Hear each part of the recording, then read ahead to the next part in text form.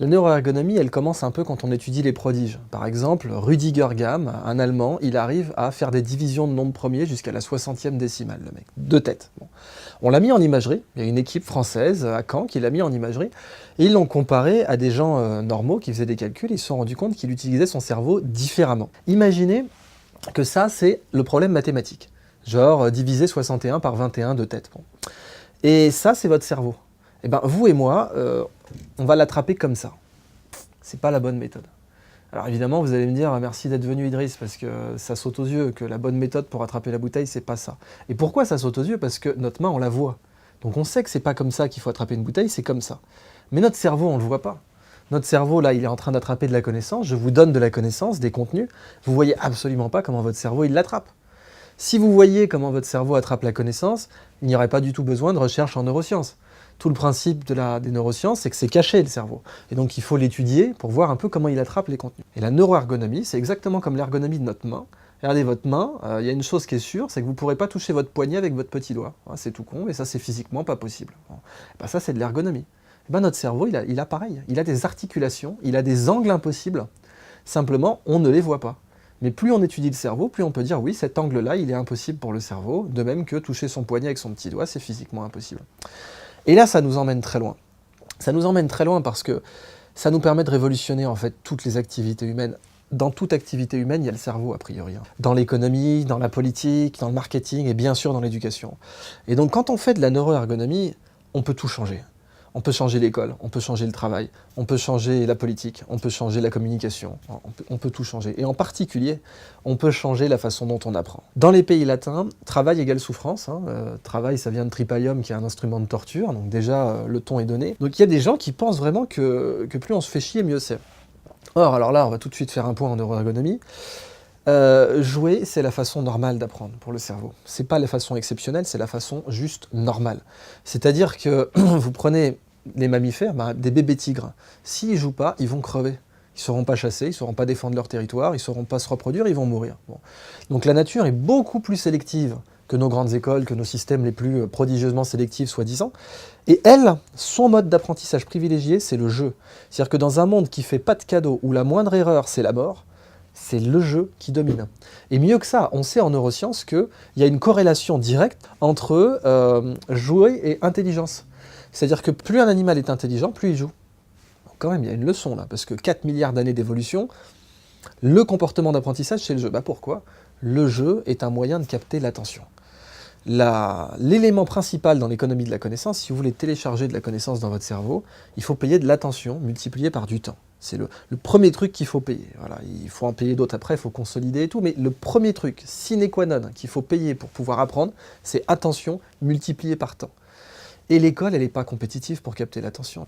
Au tout début, l'école était compétitive. L'école était obligatoire pour les parents au début. C'est les parents qui ne voulaient pas envoyer leurs enfants à l'école.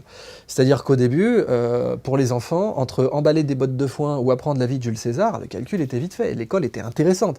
C'est les parents qui ne voulaient pas envoyer leurs enfants. Aujourd'hui, entre des jeux vidéo, des vidéos YouTube, du Facebook, et l'école est plus compétitive. Mais elle pourrait l'être. Parce que ce que je dis dans mon bouquin, c'est que l'école, c'est avant tout un buffet à volonté de connaissances. L'école, c'est un buffet gigantesque. Et vous imaginez, vous êtes dans un buffet, dans un hôtel 5 étoiles, et là, il y a de tout. Il y a vraiment tous les plats que vous voulez. Et là, vous êtes au paradis, a priori.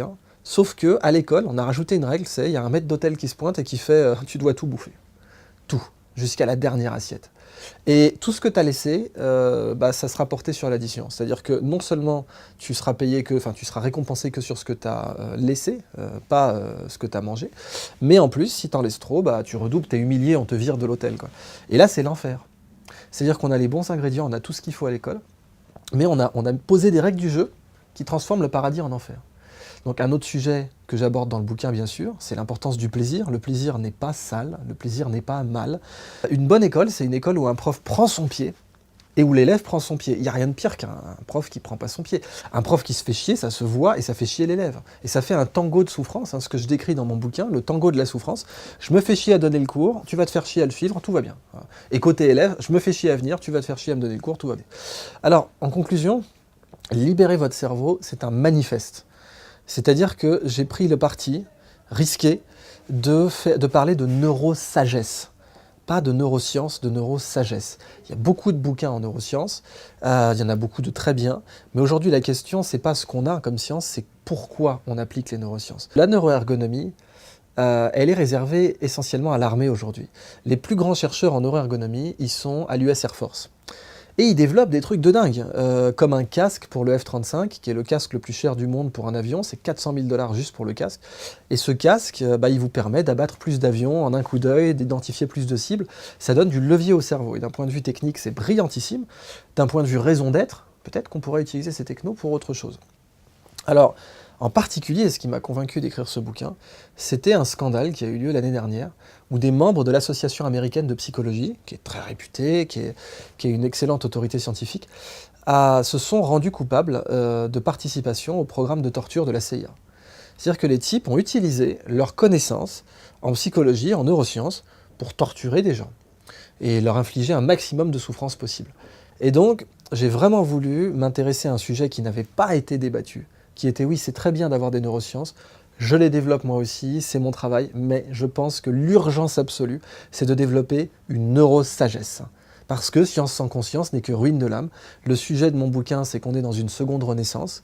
Et dans la renaissance, les grands humanistes se sont intéressés à la raison d'être des sciences, à pourquoi on les développe, pourquoi on les applique. Et c'est pas seulement pour torturer des gens et massacrer des gens. Donc la conclusion de mon bouquin, libérez votre cerveau, c'est si vous ne connaissez pas votre cerveau, d'autres vont le connaître pour vous. Et c'est pas dans votre intérêt. C'est dans l'intérêt de personne que quelqu'un d'autre connaisse mieux son cerveau que lui.